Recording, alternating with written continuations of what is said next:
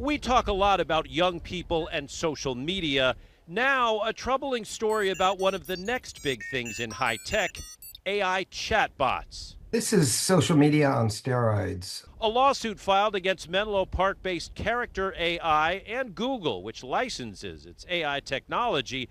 The suit comes after a 14-year-old in Florida died by suicide following a chat with one of Character's AI bots. There's nothing good that results from this platform when it comes to kids, and it should be taken down and restricted to adults, if anybody at all. The lawsuit claims the bots were intentionally designed to operate as a deceptive and hypersexualized product. At one point, the family claims, the teenager asked the bot, "What if I told you I could come home right now?" The bot responded, "Please do, my sweet king." When the 14-year-old expressed suicidal thoughts, the bot wrote, "Don't talk like that. I won't let you hurt yourself." But at some point after that conversation, the teen took his own life.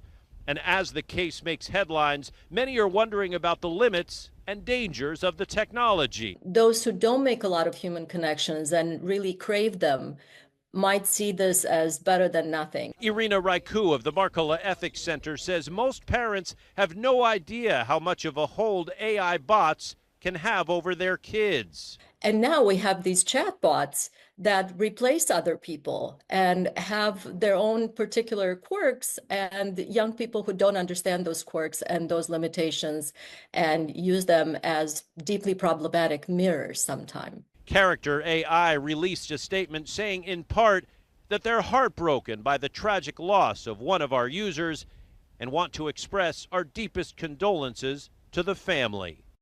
Thanks for watching. Stay updated about breaking news and top stories on the NBC News app or follow us on social media.